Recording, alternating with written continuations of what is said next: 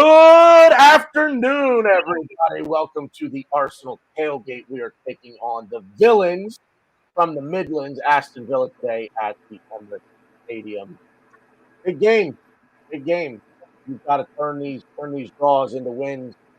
We're going to get into breaking down this game today and talking about a few other things as well. Stay tuned.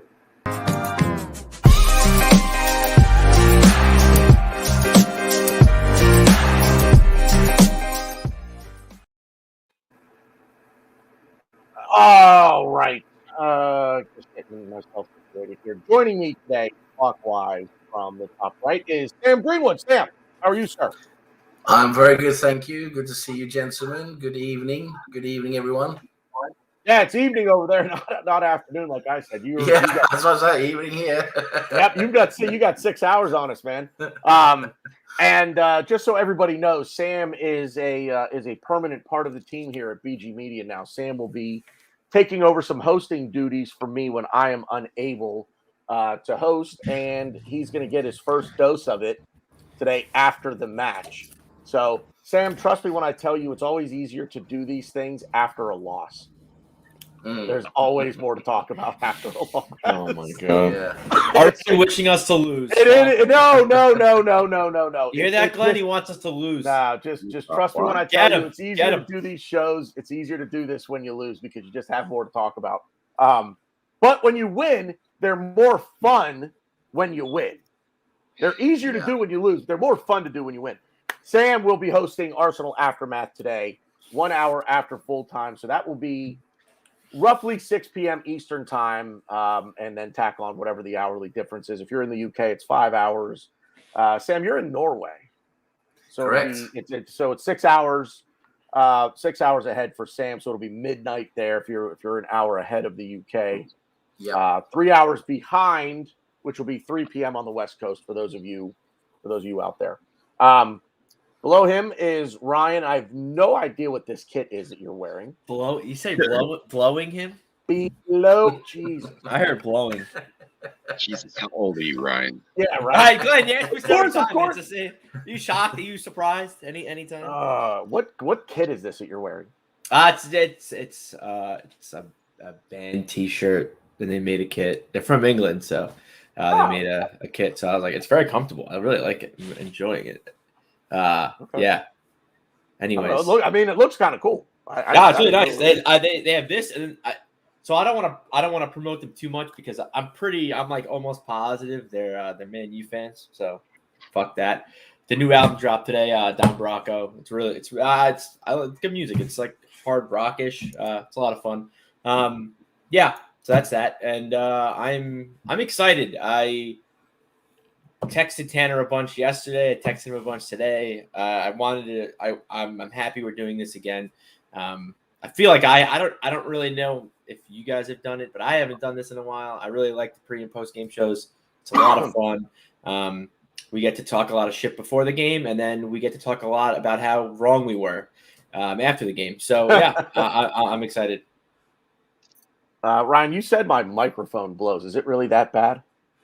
It's better now. Good here. At first, it was really like it sounded like there was like an industrial fan going on, and you were like muffled talking over it. Is it any better now? No, it's a lot better. It's a lot better now. I don't know what you did. Like now that you hear me, like right now as I am speaking. Shut up! I just changed the microphone. So all right, good. Okay. So and beside him is Glenn, and hopefully Glenn's not going to rip anyone's head off and shit down their neck today. What? I don't do that. I am the calm voice on the show.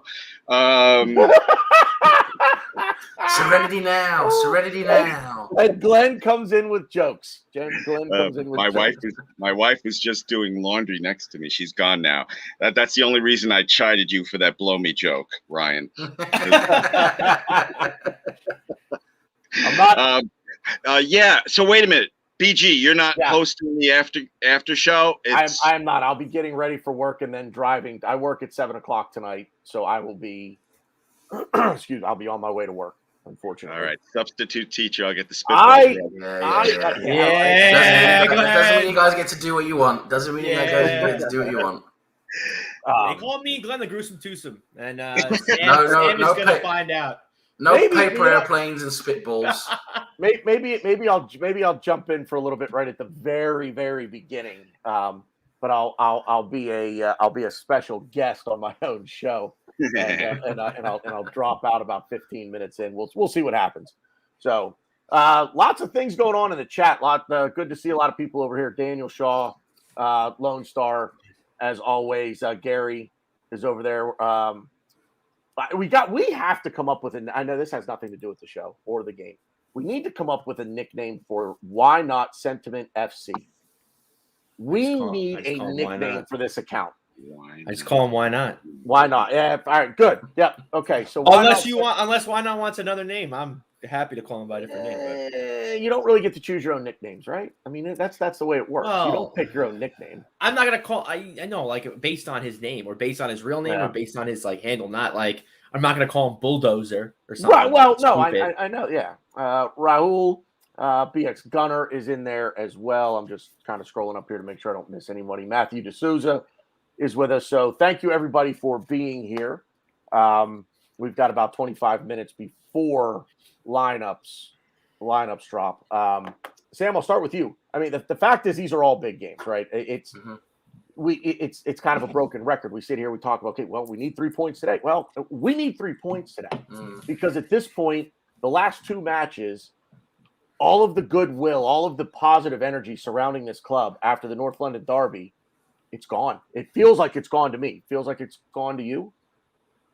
Yeah, I mean, the performances just haven't been there, have they? The results, okay, draws are draws. They're a point, they're not losses. But the game against Crystal Palace certainly felt like a loss to me. I mean, we scraped out a draw at the end there, but the performance wasn't good, was it, after we scored the goal? But the performance is just not there, isn't it? So we talked about consistency a while ago after the Spurs game. We said we wanted consistency.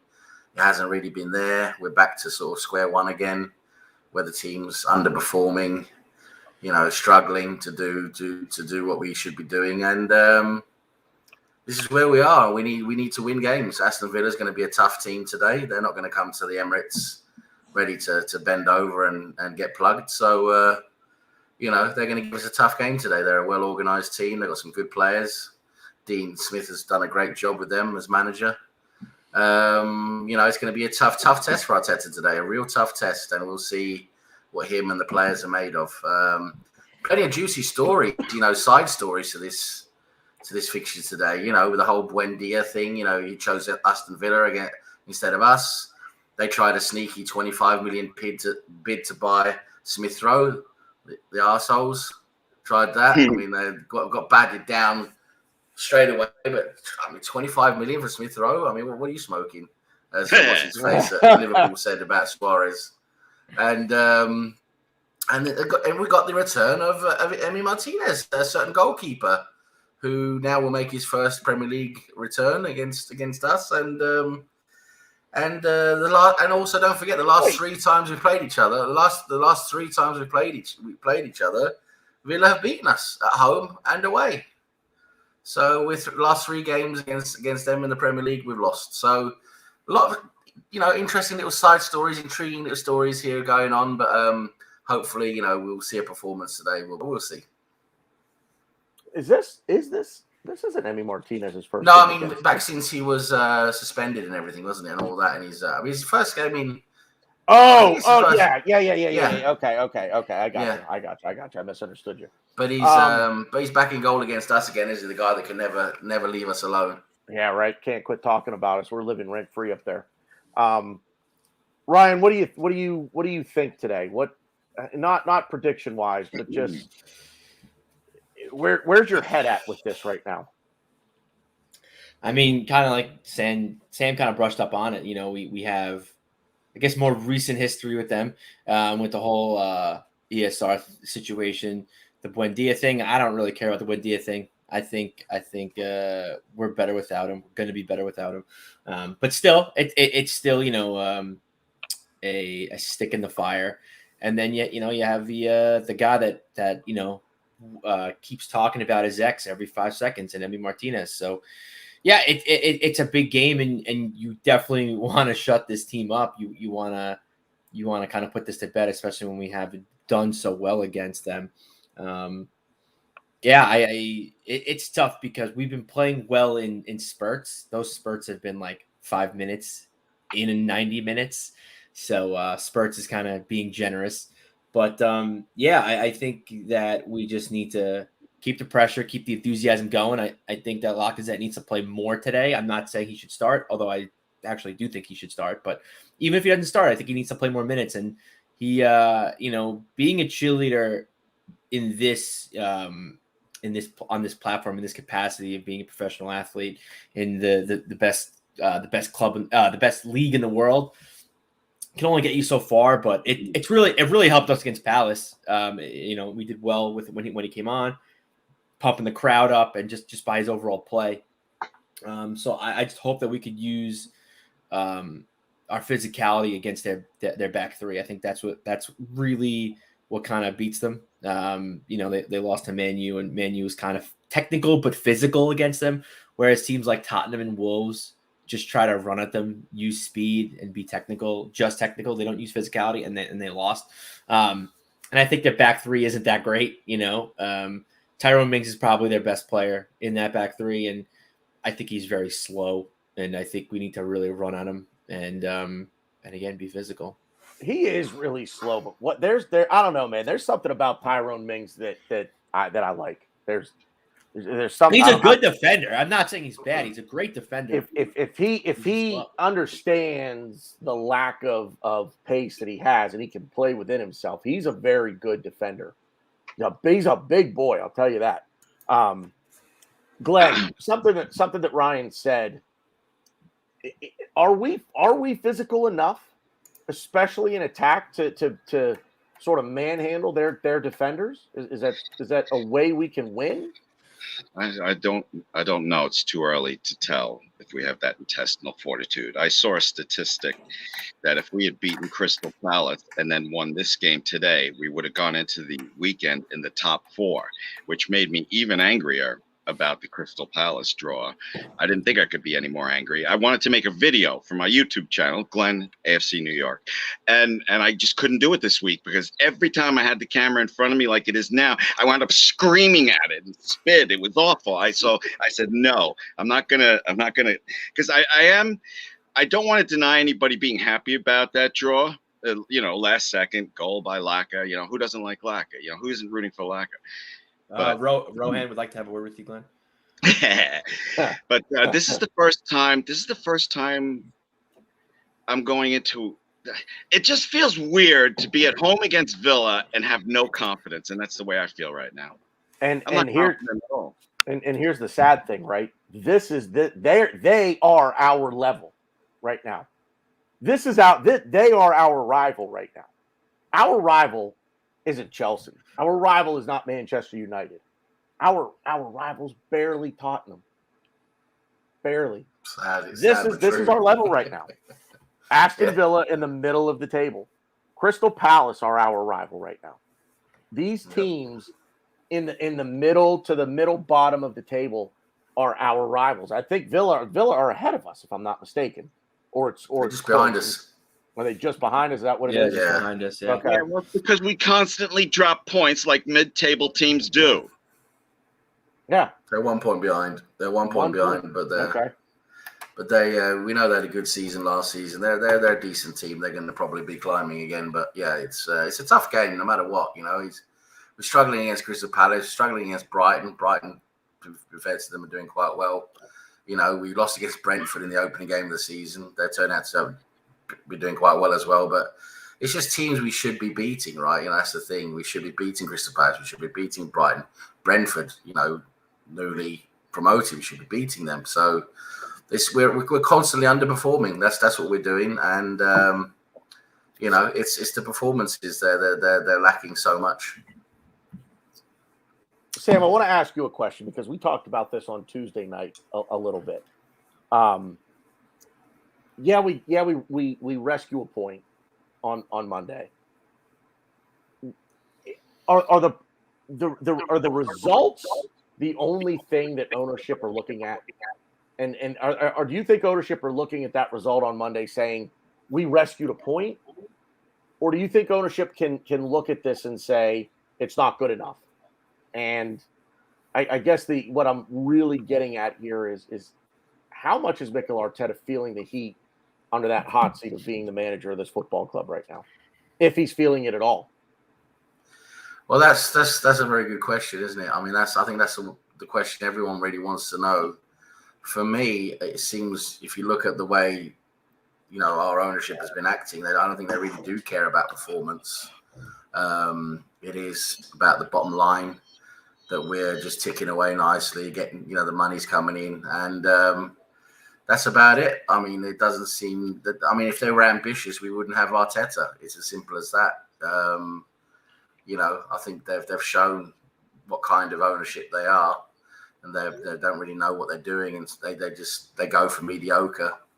But he's got to be feeling the pressure because these results are not good enough. And mid-table now, he's nearly 24 months into the job now, isn't he? I mean, he's got to be.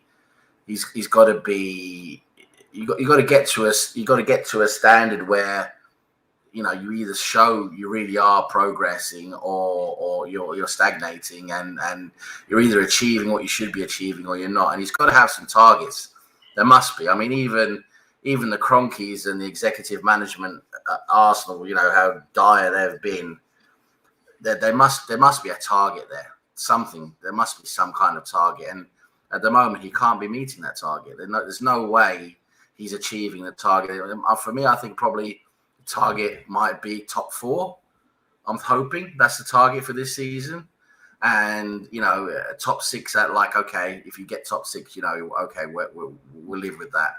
But at the moment, we're far from that in our performances. I know points, we're not too far away, but you look at our performances, we're not heading in that trajectory. So at some point, you got to start asking the difficult questions. We as fans have been asking them for a long time, and I think that's all right. I think of an ambitious club like a Chelsea, like a Manchester City, one of those clubs, they would have booted Arteta a long time ago. They wouldn't even have hired him, like I said. They wouldn't even given an amateur with no experience the job. It's as simple as that. I know Chelsea gave Lampard a chance, but he at least had some experience with Derby a little bit before he got the job as a club legend, which was kind of the factoring in it as well. He's a legend. Okay, he's got a lot of clout. But look what they did. They kicked him out onto the street. In comes Tuchel, a well-known, well-renowned manager, and look what he did for them. So this is the type of ambitious moves that the ownership should be doing, but they're not. And I don't think they are looking at the results that way at the moment, but they should be. Ryan, I want to come back to today with you. Graham Brooks just had a tweet that I find rather interesting. Mikel Arteta has never beaten Dean Smith or Aston Villa in his tenure here, so it's 3 matches, and we've not scored a goal against them. This year, against teams that play a back 3, which Villa do, we have not won, nor have we scored a goal. Graham said that he thinks we should play a back 3 with Aubameyang and Lacazette up top as a double-headed striker tandem. What do you think? I normally do not like Aubameyang and Lacazette playing together in a front 2. It doesn't really work or suit us.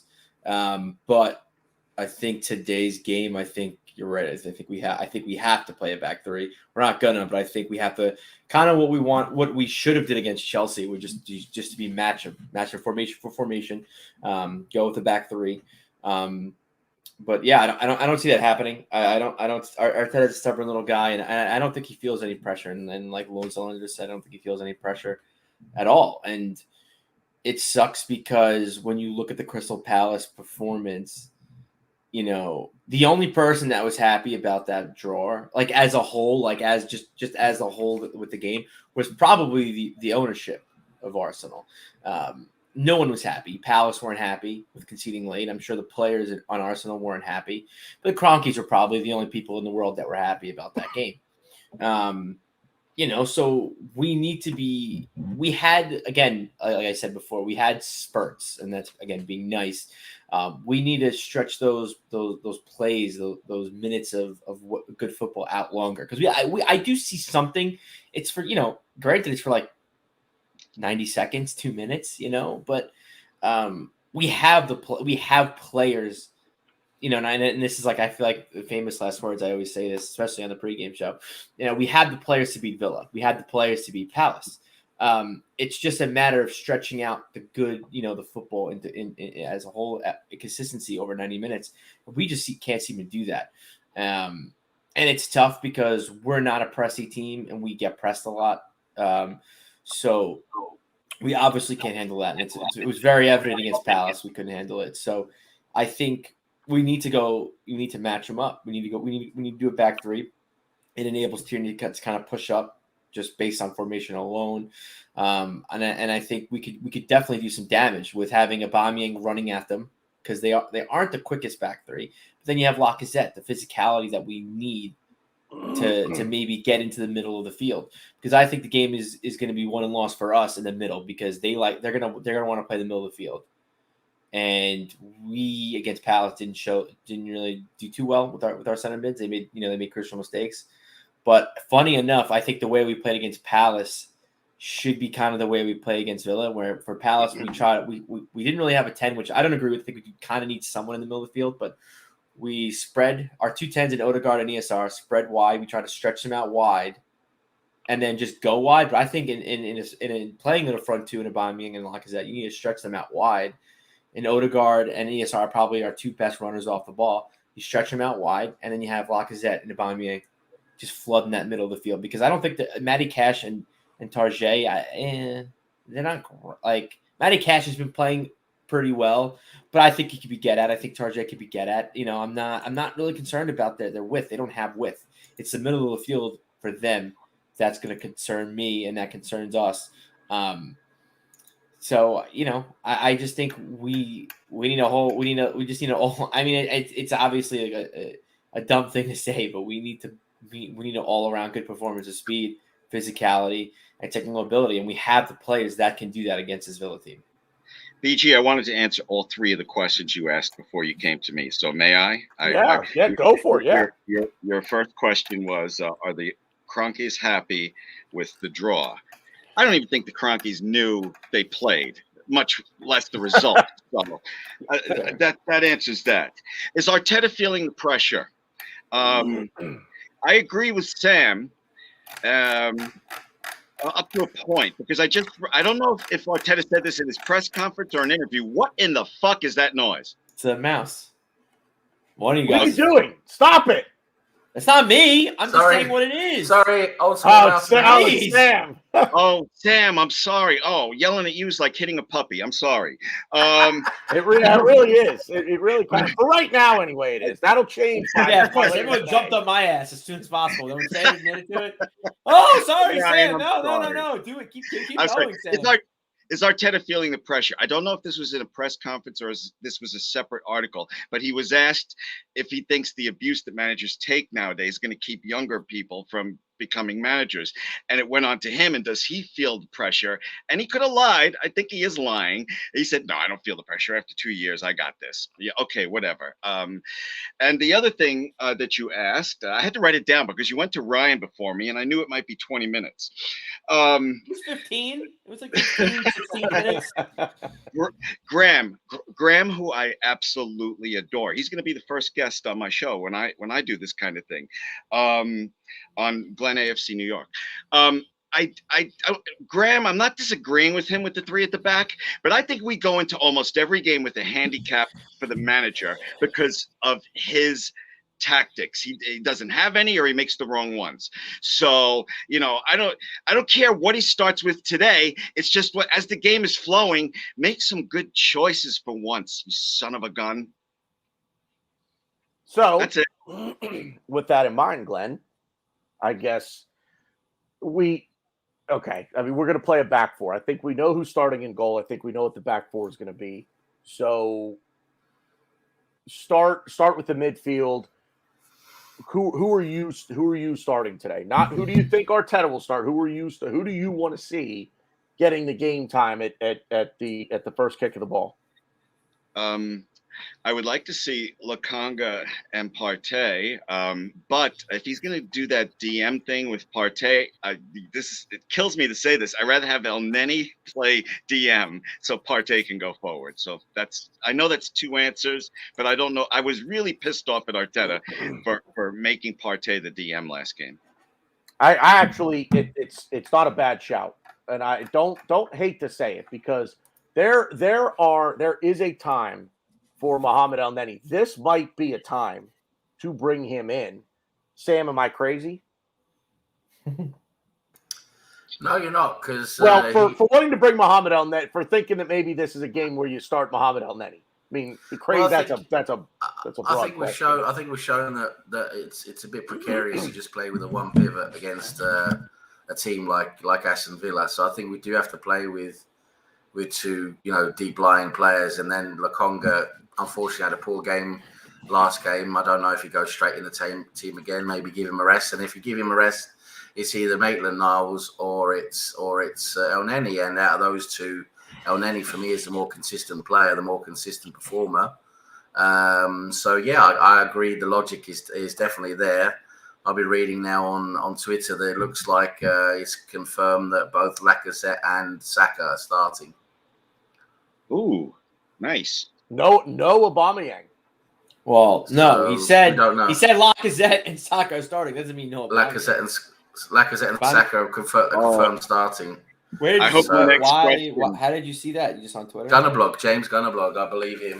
He's there at the game. Okay, cool. Who do you want in midfield, Ryan? Because I'm dying to talk about Laka and Aben if they're playing together.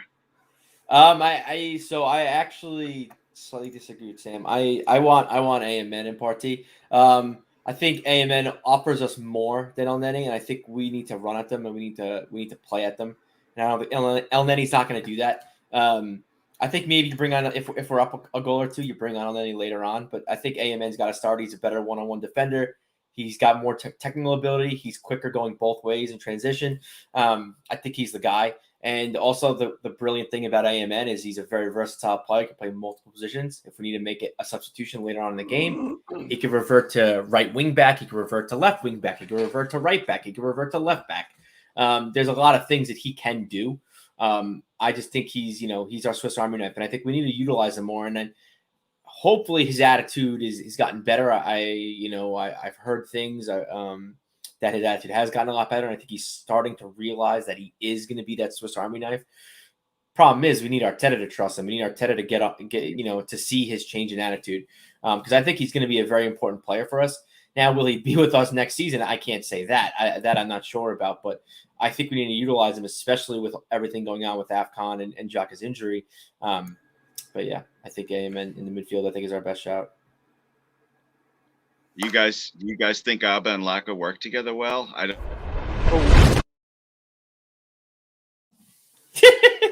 Sorry, Glenn. I didn't mean to hit that when I did. The lineups are out. Oh, I thought, is that what you were raising your hand for? Laka and Abba together. Whoa. I see Tavares. Let's see here. We got here. I played them together. Lokonga straight in again. That's interesting. Yeah. I like it. I like it, except for Aubameyang and Lacazette playing together. Do you guys still think they got some magic left? No, I don't think they play well together. I also don't think Lacazette. I don't think Aubameyang is good off the left. I'm not based on how we play and based on what we do. I don't know. But then again, if Tierney's having a good game and we can push Tierney up the field and push Aubameyang into the middle, and then Lacazette can kind of. Like if Tierney's pushing up, I wish I had the whiteboard. If Tierney's pushing up, Aubameyang can kick over to the middle, and I think Lacazette could kind of come back and play a little more deeper and fight for that ball and be intricate with ESR. I think that could definitely work for us. Yeah, no Tierney. I'm an idiot. Thank you, Lone Star. I did not read that. But yeah, so I mean, even more so, Tavares is a very offensive type of left back, so that's fine. I think the thing still holds true. I think Tavares could definitely push up and kick Aubameyang over and kind of push either have Lacazette next to him, because Lacazette could play the quick pass with Aubameyang, or push him back and he play the quick 1-2 pass with ESR. I think him and ESR is just little bit short of magic because we're not playing well, but I think they could be really, really great together. So I think we're going to see Aubameyang play out left. I think we're going to see Lacazette in the middle. We're going to see Saka out right, and I think we're going to see Smith Rowe playing the 10 role. De Gea is on the bench, so so Smith Rowe gets the 10 role, and we do have a double pivot with Partey and Lokonga. A little bit surprised Lokonga goes straight in the team after his performance last week, and I just felt he needed a little bit of a rest today. But okay, interesting to see how he responds, because that's a big test for him mentally now, so to stand up again after a poor performance. Tavares, it must be something to do with Tierney's fitness or something like that. Arteta did say a few players had knocks into the game. Yeah. So Tierney's probably got something. He's feeling something. So there's just probably just precaution with him. And Tavares will be interesting to see, because Tavares, I think, is a good talent. Be interested to see how he goes today. Tomiyasu, for me, has to improve. I think he's been poor the last couple of games. He needs to get back to where he was right at the beginning. Why do you think he was so poor, Sam? I'm very curious. Well, he was pressed a lot. He was really pressed a lot, and also he just made a lot of poor decisions. I mean, his passing was terrible. He lost the ball so much. It's just one of those days, just one of those days on the office. I agree. I feel like he gets slated a lot. He's a great defender. A lot. We see it's there. Yeah. We see the way he started for us. We know it's there. We just need him to get back to that, get back into that groove. I personally just want him to defend, and I agree. I think his passing was very bad, and I think he kind of played a little too far up the pitch, which was really concerning because we had Pepe on his side. Pepe just doesn't cover. Pepe just does not cover. He had no help. He did in like the first 20 minutes, and then all bets were off. Didn't have a lot of help. So Tomiyasu, unfortunately, was under a lot of pressure, a lot of extra pressure, and he felt it. And he kept losing the ball and in bad positions as well, which wasn't good. He had a poor game, but I hope he gets back to it today. And Aubameyang out left with Lacazette in the middle. I think he's trying to change it a little bit now again, because how Aubameyang through the middle, it's been a bit hit and miss, hasn't it? Lacazette came on and did so well in the last game, so he deserves a chance, doesn't he? So it'll be interesting to see how this works out. For me, it doesn't really work that great. Aubameyang out left with Lacazette in the middle. There's just not that. I don't know. It doesn't have that punch it had like 2-3 seasons ago. But at least he's trying something a little bit different today, which I think is at least worth noting in the positive column anyway. Yeah. It's like I would rather not see Laka and Abba start together, but it hasn't been that Arteta has not been getting his starting 11 correct. It's his in-game tactics. Correct. Now let's see what happens. He's got 3 weapons on the bench that I could see without my glasses, so he can affect the game. I'm just hoping that Arteta, gets it right in game strategy. I think it's interesting to note too, Glenn, and I completely agree with what you guys said. I think Aubameyang and Lacazette don't work together like with our current stat, but I think the right tactics and the right formation, I think they can work together. I really do. I think they can work. I think I think both of them really, but I think it's more Aubameyang and Lacazette. I think they try to get each other involved in the play too much. It's like, oh, you have a wide open Saka. But Aubameyang, like, he can get open. We're not sure. Lacazette's like, oh, I'm playing Aubameyang. It's like, I get it. They're a couple off the pitch. I understand that. They're best friends, so, naturally you're going to want to play with your best friend. Okay. You're going to want to, you know what I'm saying. So I just think, I'm very confused as to how Arteta really hasn't gotten it right, because I think Lacazette has a lot to offer us, even though he may not be here for too much longer. And, Aubameyang is kind of our diamond in our crown. We have to really kind of play around him. Leon Bailey is hurt. But yeah. Despite Aubameyang not really firing on all cylinders again this season, I think he had a good game against Spurs, and he's had like a couple of half decent performances. Apart from that, he's not himself still. You know, he still hasn't found his true form. But that being said, he still scores goals. He's still got like 6 goals or something already. So as in all competitions. So, you know, he's still scoring goals. He scored last against Crystal Palace. So, you know, he's one of these players where he's when he's really into it, he's a very good finisher, you know. So you have to have him on the field, I think, because he is our best finisher. It's as simple as that. Yeah, BG, what do you think? For me, the Thierry Henry experiment is over, and I don't like Aubameyang on the left. But what do you think of them playing together? The way that they line up, it's the tactics. If you're going to play them up top together as 2 strikers in the box with, say, ESR behind, so you'd really play. Okay, you'd play. Excuse me, 1 second. I apologize. Yeah, cough. I'll talk real quick. I think the perfect way to play them it's really quick. It's a triangle. You have ESR and Lacazette at the base, and you have Aubameyang up top. You have Aubameyang. You start him out as a front 2, but you give out Aubameyang. You know, hey, you're gonna run the field. You're gonna run the middle of the field. You're gonna look for balls. You're gonna run around, get behind the back line. Make space. Create channels.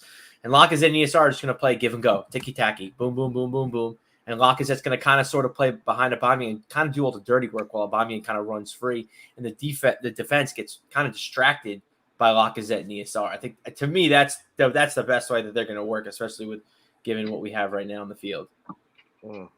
I mean, respectfully disagree because I don't think Lacazette's passing is good enough. His short passing, I think, is great. It's past that. Yeah, but now you're talking about dribbling in a phone booth, and I don't. You're trying to make things happen in a phone booth.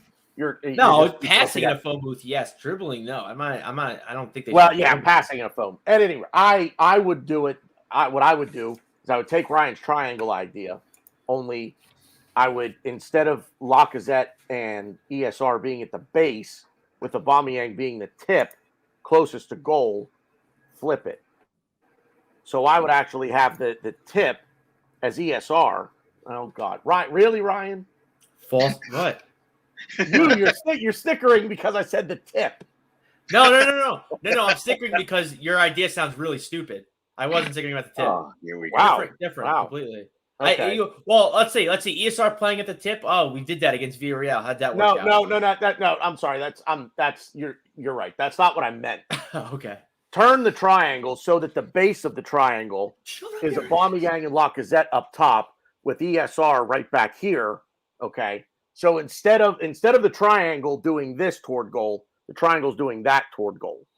Does that make sense? Yeah, I like that. I like that idea. Fiance. So see, and this is it's a bit old school, but what it also does is allows you to bring in, quite frankly, 2 wide midfielders. So you could still have Saka in there over on the right. You really, ideally, in this particular formation, you'd almost bring Odegaard back in, because ESR would move out to the left, and you'd put Odegaard in behind Lacazette and Aubameyang as the 2 strikers up top.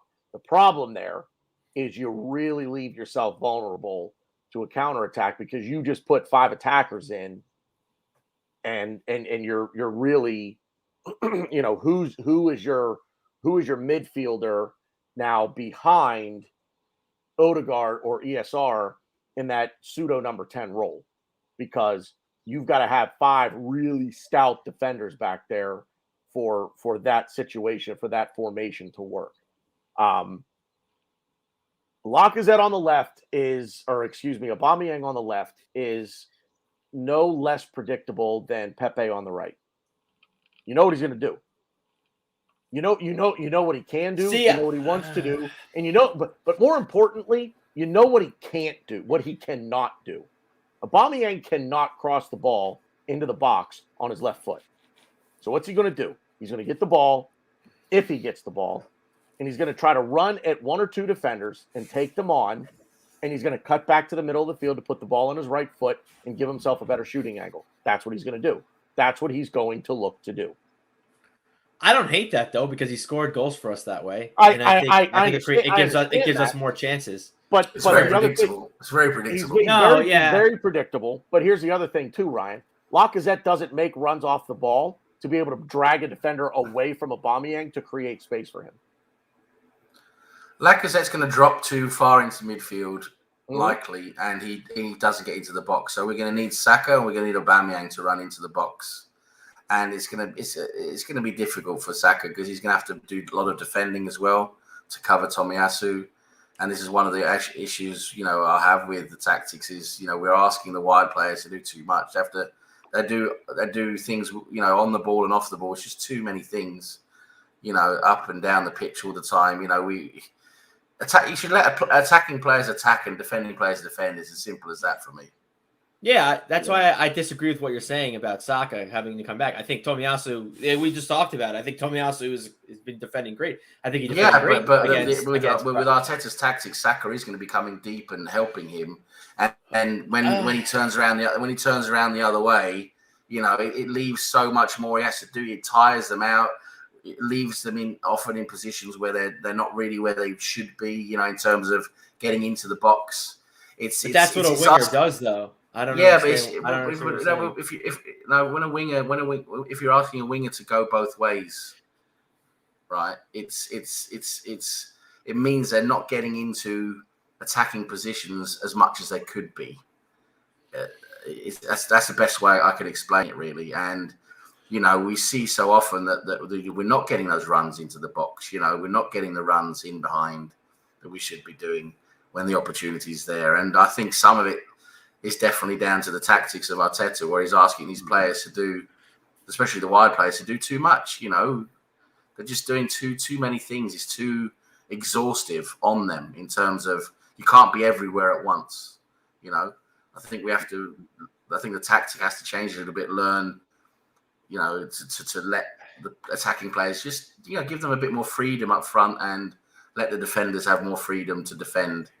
But it's interesting to see how Lacazette sets up today, because if Lacazette goes deep to help midfield, it's with him not being in the box, who's going to be, Aubameyang, like Tanner's saying, is going to be predictable. He's probably going to be tied up out left. He's probably, it's going to be difficult for him to get into the game. With Lacazette not getting into the box again, we're going to be lacking chances again, aren't we? Because that's what tends to happen for me when we play Lacazette up front. We don't really get any chances because we've got no one in there. See, I disagree. I think playing Lacazette, it enables ESR to get in the box, and in turn, if Lacazette is far back, and let's say we lose the ball and then quick counter, Lacazette is that guy that can help us out. I'm not saying he will help us out and run back and defend. I'm not saying that, but he enables ESR a little more freedom because ESR loves running in the box, and he's really good at it. So I think that's why I just absolutely love ESR and Lacazette. I think, yeah, of course, ESR's great. When ESR lacks, I think Lacazette can cover for him, and vice versa. So at the end of the day, Lacazette is a striker, though, right? He's a striker, and for me, a striker, he's supposed to be spending a lot of time, or as most of his time, in the box. That's where he's supposed to be. And when the problem with Lacazette is he drops too deep too often, and he's not in the box as much as he should be. That's my problem with Lacazette. Yeah, he's a good, a player who can drop down and work well with the midfield. Especially with the SR, maybe them two together will have a good relationship today on the field and play well together, hopefully. And that, like you say, maybe that will create space for ESR to get into the box. But for me, our striker Lacazette, he should be in the box. That's where he should be. But he'll be dropping, probably be dropping deep. And Glenn, real quick, can I just say something really quick? Regarding, I'm still lost about the whole Saka Tomiyasu thing. But anyways, the one thing I will say is, and I'm not saying I agree, and I'm not saying this is right, but if I'm Arteta right now and I'm talking to you, I'm saying, well, Saka's not going to have to come back and defend. We're going to have Tomiyasu play defense, and Saka's going to be fine because we're going to have possession most of the game. Because I think when Arteta comes out starting 11, when he comes out of tactics formation, he expects us to have the ball for 60%, maybe a little over 60% of the game. So yeah, I think if that happens, if we do have possession and we do play with the ball a lot in their half, I don't think your point makes any sense.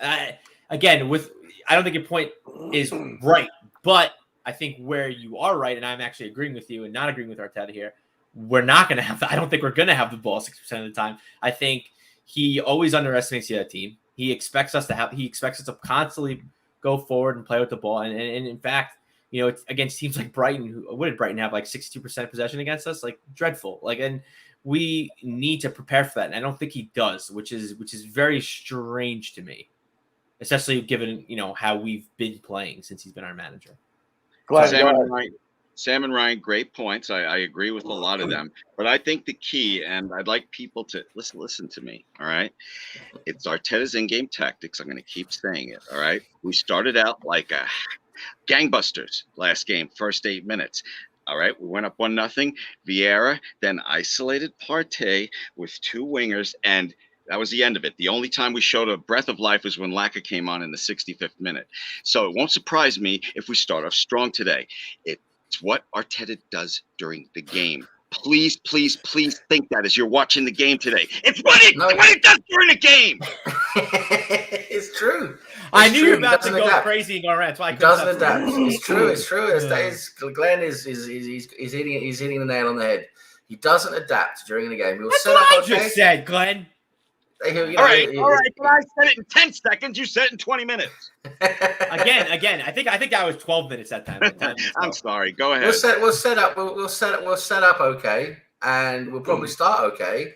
And then when they start making adjustments and figuring out how they can get at us and where our openings are, Arteta's not going to do much about that, and that's where we're going to struggle. Probably, we're probably going to see the same. Because for me, we see the same pattern in most games we play, where we'll start off well, and then we'll just gradually just lose possession, lose the front. We won't be on the front foot anymore. We'll be on the back foot, and we'll be struggling. That seems to be the pattern we follow in every game, and that is down to, as Glenn says, Arteta not making the correct adjustments and plugging the holes where they show up.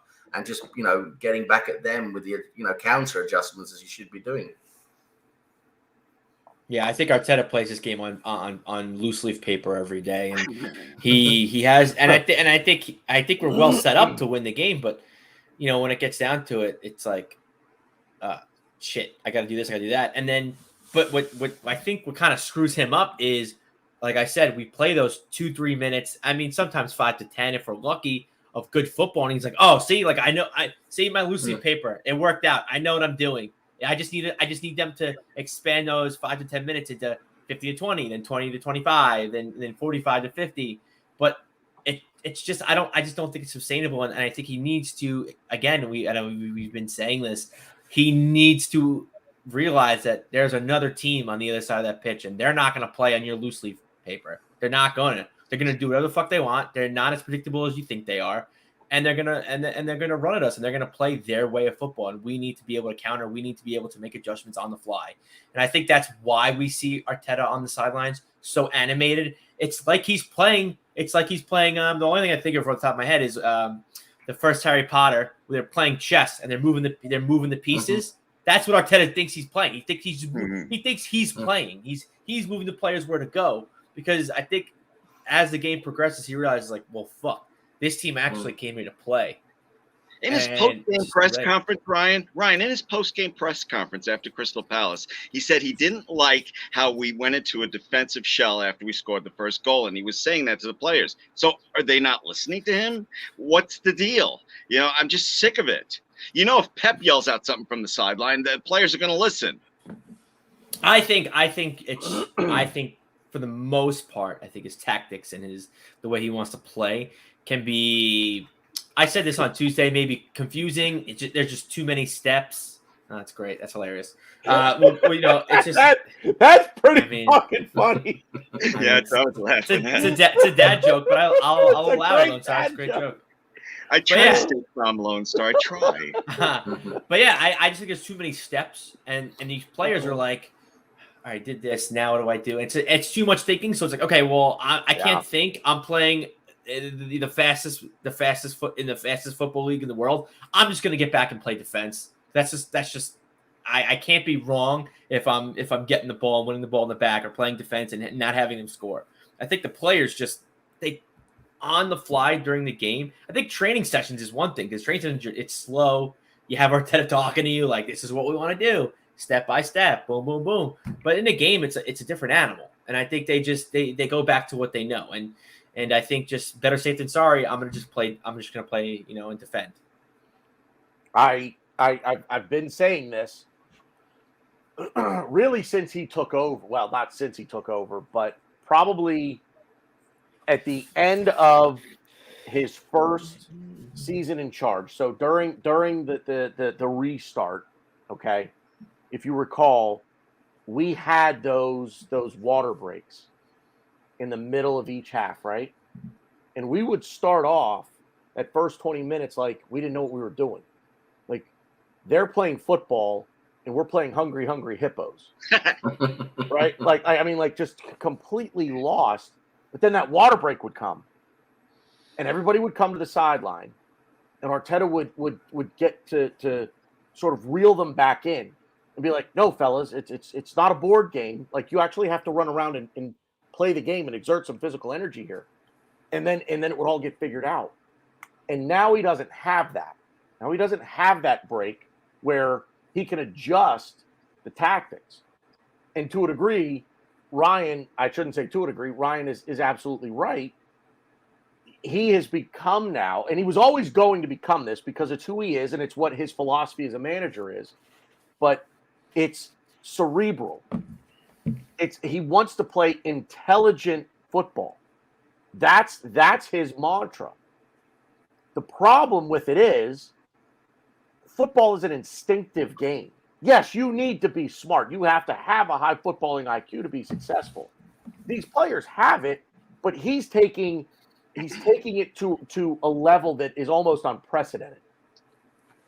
And it literally is Arteta pulling out pictures and putting them up on the dry erase board, right? And saying, okay, so in the 5th minute, this is where you all need to be.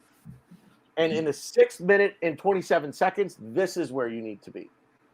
And it literally is as though, and you can all laugh at me for this.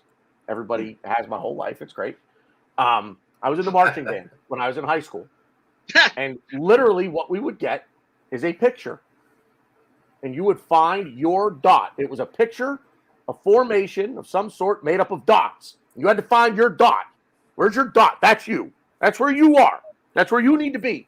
You need to be here at this time. And that's the way he's coaching this team. Okay. And then when the other team does something that doesn't allow that picture to materialize at the time that Arteta says it's going to, now we don't know what to do. Now we're out of sorts. Now we're playing catch up. And the rest, as they say, is history. And what we get is a performance like we got on Monday night against Crystal Palace. It's not for lack of effort. It's too much thinking, but then when it goes wrong, they don't know what to do. Arteta doesn't know what to do. Go ahead, Glenn. I'm sorry. I'm sorry. We only have a few minutes, and I need to know if you played an instrument or if you were flipping cheerleaders around like pancakes. I need to know. I was a trumpet player. Oh, okay. I played trumpet too when I was a kid. Yeah, I was a trumpet player. Can you play the Godfather theme? Probably. Okay. Better in tune than what you just sang it, though. Eat a dick. But I like I said, I've been saying this, and it's just he just doesn't let them play. Mm. In defense, that's great. In defense, you want the structure. You want. I'm a broken record with this. Structure and discipline in defense, creativity and chaos in attack. We know what Aubameyang is going to do. We know what he's going to do. He's going to be out on the left. He's going to get the ball. He's going to try to cut in on the right, or he's going to try to beat someone with pace down to the goal line and come in that way. Which, quite frankly, is what he should do because that's something they probably won't expect from him. You know what? I wish we could go back about 30 years when football was played a lot more fluid and instinctively and just much more direct. I was watching some of our older games not long ago. There's archives you can watch, and it's the way we used to play with that 4-4-2 with Wenger when he first came in, I know there was tactics in there, but the way we played just so fluid and just so direct, and that counter-attacking, everyone just bursting, into attack when we got the ball, and it was just so. It just looked so fluid and easy. I know, of course, there was a hell of a lot behind it. Don't get me wrong, but the way we play now, it's just like everyone's like, "Oh, what are you doing there?" It's like we're so, like you're saying, it's so cerebral now. It's so all based on tactics and positioning and where you're supposed to be when the ball's in that part of the pitch, where you're supposed to be when they have the ball on that part of the pitch. When they're in that area, this is the ideal position, and everyone's like, "Oh, well, where the fuck are you now? Oi, are you supposed to be?" You're supposed to be 4 yards further left. Get 4 yards further left. It's at that minute, detailed level, and it's just it takes a lot of the fluidity and just the general instinct out of the game that I wish we could get back. I mean, it almost makes me question the players. Like if I blame Arteta for this because he's the one that's coaching this into them. But I blame the players to a degree, especially in attack, when we get the ball and we're pressing forward, we're moving with pace, everybody's moving off the ball, and then all of a sudden we stop. We have a 4-on-4, a 3-on-3, maybe even a 3-on-4 or a 4-on-5, and we just stop. Well, we get to within. Go ahead. Yeah. Sorry, I didn't mean to interrupt. Sorry, there, Tanner. But the way it's changed now is before it was you got the ball, you got into attack, you found the space, and that was it. You played the ball into space, you got into space. It was fluid, it was dynamic, it was direct towards the goal. That's it. We're going. That's where we're going. The goal is where you score the goals, right? Let's get there. Where now it's build up from the back. You have to build up from the back. Where the fuck did that come from? Why do you have to build up from the back? Why do you have to pass it, 4 or 5 times around the back line before? I know it's now because the teams have started pressing higher, but this, for no matter what's happening there, you have to play it out from the back. And that takes so much time, and it lets the other team set into place and all this. Now you're playing to find an opening, right? That's what happens now. You're looking to play to find an opening. You pass the ball out left, you pass the ball out right. You're taking 2-3 passes to see if you can open the ball. Create an opening in a channel out left. It's all this. Oh, can we see? It's probing here, probing there, and it's just so. For me, it's far less entertaining than what it used to be. Every time you got the ball in the 1990s, look at the Premier League games. Go back. I challenge all you guys. If you ever get a chance, go on YouTube, search out some old games from the 90s, Premier League, Manchester United, Arsenal, whatever, and you watch the way they play. They got the ball, that's it. Everyone's going towards the goal. It's as simple as that. And you find your space, and yes, of course, I'm making it sound very simple, but I think you understand what I'm trying to get at here. Whereas now, you get the ball, that's it. Okay, we're passing there, left, right, backwards. With Xhaka, it's just backwards. and then everything stops up. The opposition gets into space, and then you create a problem. The problem is then when the opposition is set and in defence, and they've got 2 lines of 4 or a 4 and a 5, it's really hard to break down, and you've got to play that stupid horseshoe crap to try and see where you can get into a space. And that, for me, that's not football anymore. For me, that's become too, as Ryan said, I'll give him credit, it's become too much like chess. Too much like chess and too little the sport of football. That's what it's becoming. And I'll even go further to what I was alluding to, and I don't think he even came out and really said it, is I think the way we play, the way Arteta wants us to play, is he wants us to attack maybe 5 times a game, but those 5 times we have to score. If we don't score in those 5 times in attack, well, then we're fucked. We'd lose. But no, and I completely agree with you, Sam. I think we need to get the ball. We need to just go and attack. I think, especially with the team we have, younger players, a profile, we need to instill confidence. We need to, we need to get some goals that way. We don't do that though. Instead, we want to be like, we get the ball and we go, hey, okay, guys, let's pass the ball around. We only have one chance at this. We have to score, or that's it. And I think that that's just like the what the players think. That's the dynamic around the club. I don't know, but I just feel that we attack less, but when we do attack and actually get in the box, I think we do have some pretty good chances, but we don't convert.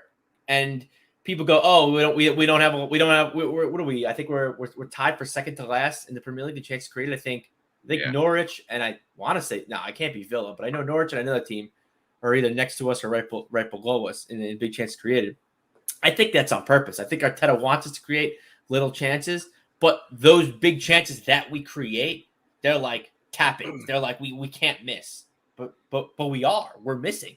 So we're not scoring because we're not getting these good chances, and then yet we're not creating a lot of chances. So it's something something has to change. I don't know. Family is just brazenly coming in here because we're running late here. So are we doing what we think the final score will be? Yeah, let's do predictions and then start the walk up to the stadium. Okay, my head is saying 1-1. My heart is saying 2-1 Arsenal. So I've been so wrong lately. I'm going to go with 1-1, and I hope I'm wrong. Wait, you said 1-1? Yeah, I'm going with 1-1. I want to say 2-1, but I'm tired of listening to my heart. My heart doesn't know shit. Brian? Whatever. I'm feeling positive. I'm feeling it, and I'm gonna be miserable when I get back here. I'm sure after the game. I'm gonna say 3-1 Arsenal. I think Watkins, though he's been in the Premier League for a very short time, he's only played us once, twice. He loves playing us. I know his family's Arsenal fans, but he scores against us in his short time he's been here a lot. So hopefully him and Ings, who likes scoring against us too, hopefully they just get in each other's way because they both want to score against us, and then they just maybe score one. That's what I'm hoping for. But really, I really want to see him. And to be fair, we did it against Palace. We ran at their back line, we ran at their center midfielders, and we gave them decisions. We gave McArthur's a fullback. We gave him a decision. He should have been sent off in the first 20 minutes of the game. I don't care. Rohan can yell at me all he wants. Oh, we still play bad. If he was sent off, we would have had a really good chance of winning that game, right? So I think we did the right thing, and we had one of their buffoons.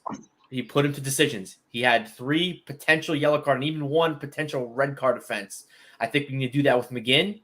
I think we could do that with Douglas Luiz. I think we just need the center midfielders. I think we need to run at them and have them pick up early yellows, which is something that I think we're really good at and we can do. Problem is the refs just for whatever reason they don't like us. I'm not going to say conspiracy theory. I'm not going to say any of that, but I do think that the refs kind of just don't follow our lead a little bit, because they are, in my opinion, a lot of these yellows are very obvious. So hopefully we could do that. I think ESR and Lacazette are going to be instrumental in creating chances and getting into that box and scoring goals for us. Is there a score line in there? I said 3-1. I said the first thing I said was 3-1. Jesus, it was so long ago I forgot. Yeah, well, guess what? Too late. Yeah, you should pay attention. I was. You made me snort, BG. Fucking memory of a goldfish over here. It wasn't that long. Get out of here. Sam? I really hope I'm wrong, guys. I really hope I do. I think we're going to lose. I think we're going to lose 2-1. I just think our lack of experience and a couple of players, not quite up to it at the moment. Bit worried about, what we're going to be doing in defence. Ings and Watkins are good players, and they've got a pretty good midfield as well with McGinn and De Souza, whatever his name is. I can't remember his name now. Luis. Yeah, Douglas Luis. Yeah, Douglas Luis. That's it. Yeah, sorry, I was caught up with another name in the chat there. But anyway, yeah. So, no, I think we're gonna. Unfortunately, it's Arteta as well. I'm learning. You can't trust the guy. You can't trust the guy. So I hope I'm wrong. I really do. Of course, I'd love Arsenal to win. I just can't see us winning today. I really can't. Unfortunately, I think we'll likely lose. But if we get a draw, it's better than losing. The one thing I will say though, it's Arsene Wenger's birthday today. So happy birthday, Arsene Wenger! And happy we birthday. have not lost on Wenger's birthday. We have won 4 and we've only drew 1. So we are not losing today. And if we do, I think Rohan might go into meltdown and yell at the players and Arteta. So yeah, 2-0. Who? not To to the Villa. Arsenal. Yeah, because you're Oh. a fucking cock. Why am I? It's predictions. I'm just messing with you. Yeah, Chill no, out. I don't. We're not. I just don't see it. Oh, is it the Oh. Large Marge halftime show? What's going on? No, here? no. I hit something by accident. I'm sorry. Go ahead. Everything that Sam just said, I just don't trust him. I don't trust the tactics. And once we go behind, we're not going to know what to do. Yeah. The Sorry, Godfather theme. sorry. The Godfather theme is what that sounded like. I was Anyway, going to play the Godfather theme as you were saying goodbye, and I kept hitting the wrong thing. So now the joke's over. okay, joke's over. All right. Thanks everybody for watching. We really appreciate it. Obviously, I will try to be here for a little bit for post game for Arsenal Aftermath, but Sam will be hosting. Ryan and Glenn will be here. Might have one other guest for you as well. That is it for us. We're going to grab a couple of beers and walk up to the stadium. We'll see you guys after the game.